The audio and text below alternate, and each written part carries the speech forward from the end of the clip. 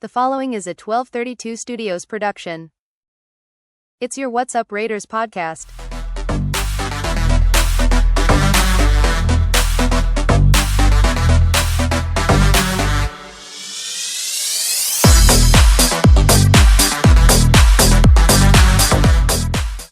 Hello and welcome to What's Up Raider podcast today on September 17th. This is Gail Dwayne, your host, and I want to welcome you today. Today we're going to try something a little different. We're going to have a special report called What's Up with Ashton Geanty. It's going to be different than what I think you've heard on most podcasts, and our attempt at giving you some fresh content off the beaten path, and we're not just throwing out clickbait. So we wanted to do that for you. But before we get started, we just want to touch on some of the news and notes of the day.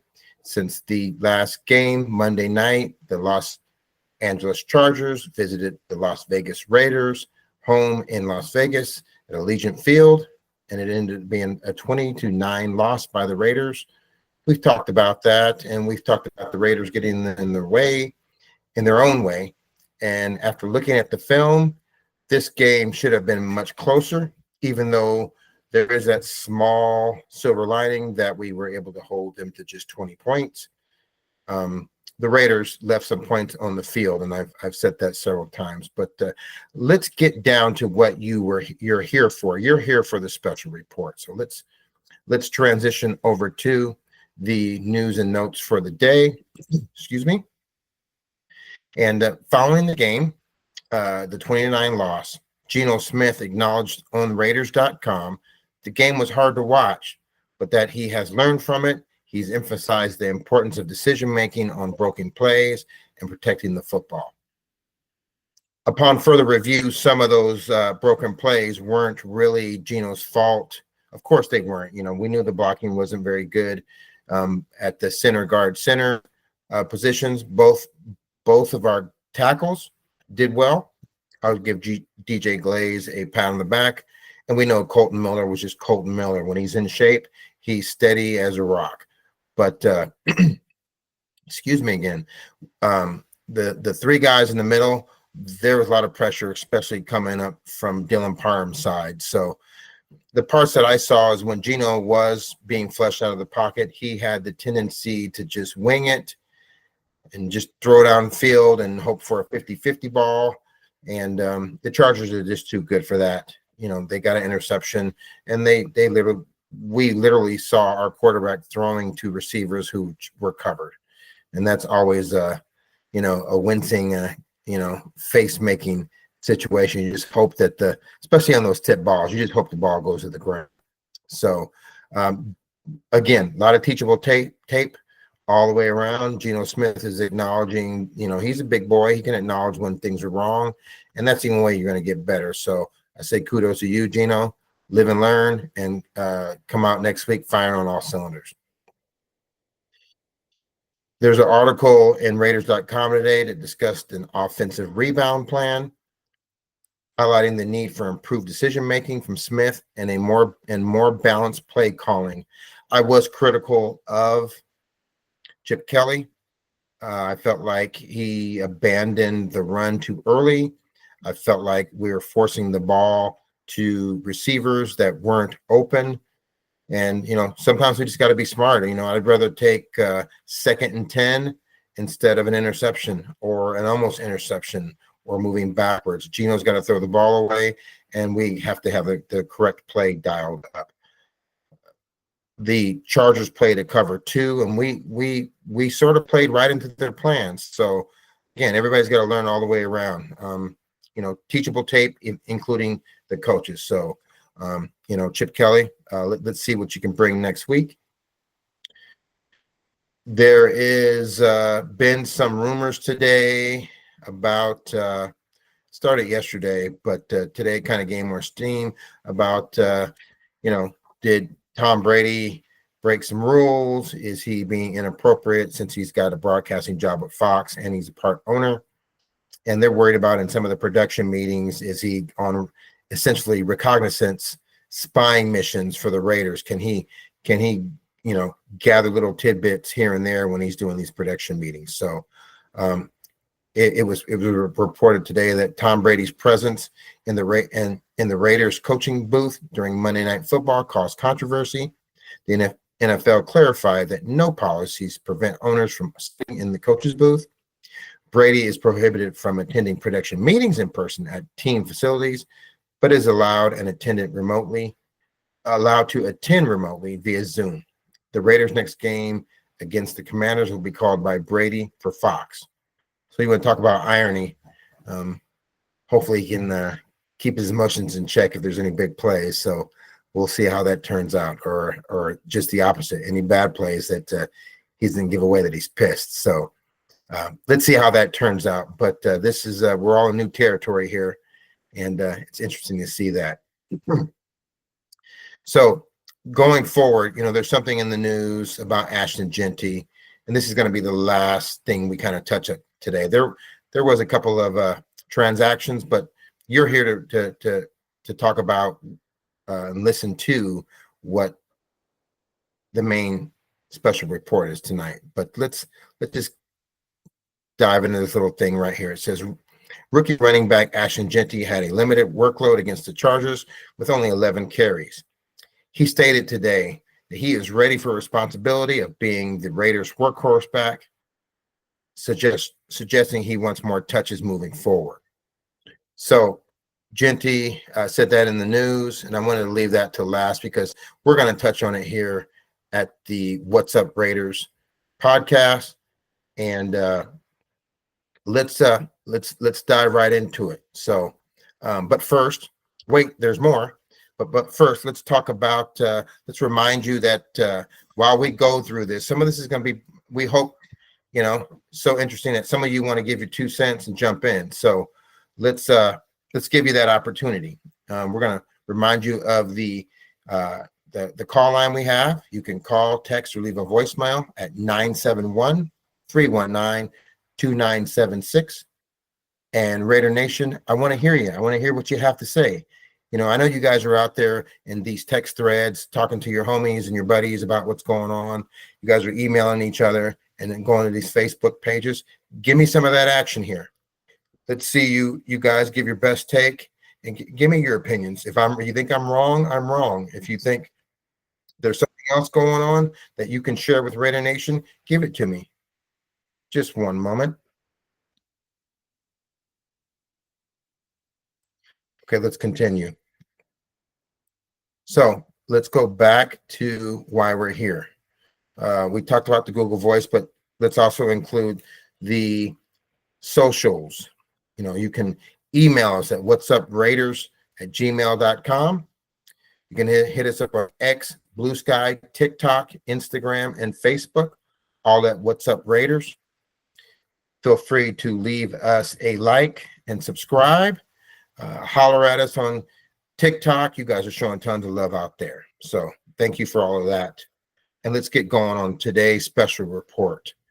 What is going on with Ashton Geanty? And you'll see why. I'm sure a bunch of us are wondering why, and I was wondering why. So let's jump right into this. The Raiders drafted Ashton Geanty number 4 overall in the 2025 NFL draft. It was a bold move, not only because Geanty was the consensus top running back in the nation after his historic Boise State career, but also because running backs almost never go that high in an modern NFL. And people are often criticized, or they have these hard rules that you never draft a running back in the top 10. It's just not the old school days when everybody had a bell cow running back. Teams are spending their draft capital on defensive linemen, left tackles, and quarterbacks. So the running back is not what it was back in the day. So the Raiders did it because they needed a running back. They needed to go from, they had that last position, 32nd out of 32 teams with rushing last year. So let's continue. At Boise State, Geanty was electric. Over 2,600 rushing yards in his final season, 29 touchdowns, nearly 2,000 yards after contact, and an NCAA record 164 forced missed tackles in a single year. He was runner-up in the Heisman Trophy race and left defenders embarrassed week after week. Raider Nation believed we were bringing in not just a back, but an identity. So far, the early returns in the NFL. Just 2 weeks into the season, week 1 versus the Patriots, 19 carries, 38 yards. I think we can do the math there. It's going to be like 2 yards carry. 1 touchdown and a rain-soaked grind. So you guys know I've been kind of given some leeway because of the weather. Week 2 versus the Chargers, 11 carries, 43 yards, showing flashes of power, balance, and agility, including a highlight reel double spin move. I hope you guys remember that. That was pretty awesome. The effort is there, the flashes are there, but the touches, they're not there. Before we go further, again, Raiders hotline is going to be 971-319-2976. Give me your best take. Give me your call. Give me your point of view. If I'm wrong, you tell me I'm wrong. If you've got something you want to add, give it to me. Give me your best. So let's move forward. The questions we have to ask about Geanty so far. So why isn't Geanty being featured like the number 4 pick that he is? Why draft him so high if you're not going to give him the rock 20 times a game? Makes sense, right? We all thought that we'd have a guy like Derrick Henry or something, right? Why aren't we designing creative plays, screens, mismatches against linebackers, downfield routes when we know he can catch like a wide receiver? You guys remember them reports all summer and in the offseason that he used to be a receiver in high school and, he had these great hands.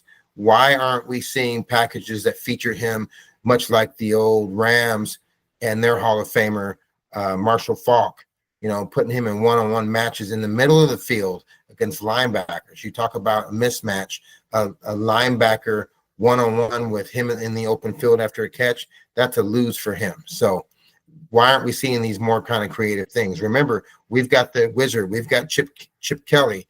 Why are we not seeing more creative play calling? I'm going to continue. Why keep pounding him inside behind a struggling guard center group instead of running him outside where his speed and vision thrive? You guys have seen all the Boise State film where he's running that outside zone, making one guy miss and then running for 40 or 60 yards. And in crunch time, 4th and short, Monday Night Football, prime time spotlight, why hand the ball to his backup instead of your prized rookie? Was there anybody else out there scratching their head why Zeus was getting the ball in the 4th and short and we didn't have the guy we picked at number 4 out there trying to get that? These are the questions Raider Nation deserves answers to. Indeed, y'all. Theory number 1, we came up here at the What's Up Raider podcast. Perhaps the Raiders are protecting the prized pick. One possibility, the Raiders are protecting him. The interior offensive line has been a problem. Dylan Parham, Jordan Meredith, and Alex Kappa were bullied by the Chargers' defensive front. Geno Smith threw 3 interceptions under constant pressure, and penalties killed momentum. In that environment, maybe Pete Carroll and Chip Kelly decided, don't hang your rookie running back out to dry. Don't risk injuries, fumbles, or killing his confidence when the blocking isn't there. That makes sense. Why kill his spirit if we know we just don't have the roster yet, or we know we're playing a team where Dylan Parham is going to look like he's on roller skates every play, getting pushed right back into your quarterback? Maybe they're saving some of these plays for when we've got a team that we're more evenly matched up with in the trenches. Again, we all know the Raiders need to keep building this roster. We know we're thin after the first group. We got to build this roster in the draft. So I think we all can kind of see where we're heading the next year or two when we're going to be building offensive and defensive lines, the tackles of the future, offensive tackles of the future, and building more foundations to this already improving Las Vegas Raiders team. Let's continue. Theory 2. Perhaps it's the long game master plan. This is about the long game. NFL seasons are marathons, 17 games in 18 weeks. The Raiders didn't draft Ashton Geanty for September. Perhaps they drafted him for December and January. Maybe the coaches are saving him, keeping him healthy, fresh, and confident for when this roster is more cohesive, for when the matchups tilt the Raiders' favor, and for when the games matter most. It's week 2, y'all. Should we be out here panicking like the building's on fire? Should we be out here going, oh my God, the sky is falling, season is over? No. I think we all can come back and think perhaps the Raiders have a better shot at the Chargers in the second matchup.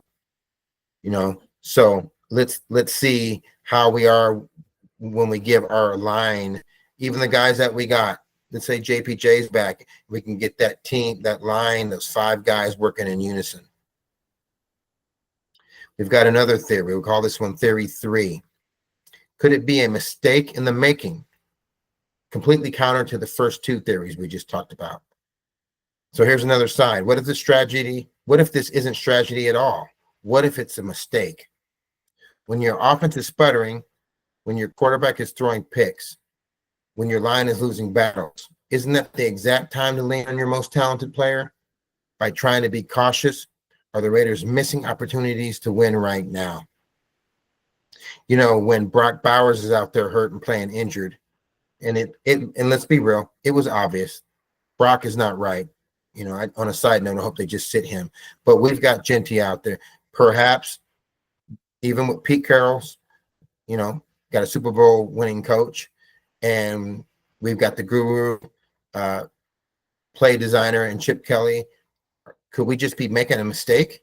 Could we just be not seeing what's right in front of us, and these 11 carry games being non-creative, or even, in my opinion, being quick and impatient with the grinding the ball out at 3 to 5 yards per carry, matriculating down the field? Are we just not being patient? Because let's be real, we were moving the ball, and then we do something silly or have an interception or a holding penalty on Parham, and before you know it, we're giving the ball right back to the Chargers when we're in field goal range, leaving points on the field.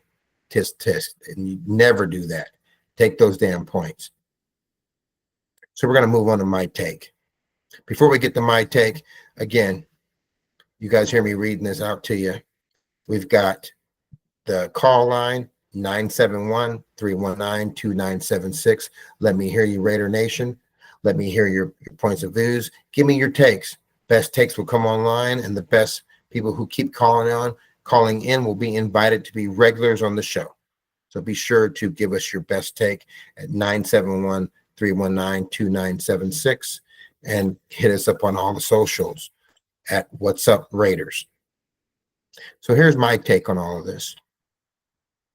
I don't think this is a mistake. I think this is a master plan. Pete Carroll has been through long seasons. He knows the grind. Chip Kelly sees the flaws in the interior offensive line. Together, with GM John Spytek and even Mark Davis, they've decided not to burn Geanty out early. They're pacing him. They're saving him for the long grind. I expect to see more touches when the Raiders face weaker defenses. I expect to see Geanty featured later in the season when the playoff picture comes into focus. For now, it's just survival, patience, and protecting the franchise's investment. So the mystery on Ashton Geanty, I believe it's all part of a larger plan to unleash him when it matters most. So there you go, folks. That's our special report on where's Ashton Geanty, right here on your What's Up Raider broadcast. Again, Raider Nation, I want to thank you for coming out and listening to this quick hit episode. Until next time, stay loyal, stay loud, walk prideful every day, make an impact on people's life, and walk with your pride and poise, just like the Las Vegas Raiders. Have a great day. Raider Nation, be sure to give us a like and subscribe, as this helps us to create more Las Vegas Raiders content. Follow us on all of our socials, including Instagram, X, TikTok, Reddit, Facebook, and YouTube. You can even call and leave a message or text us at 971-319-2976.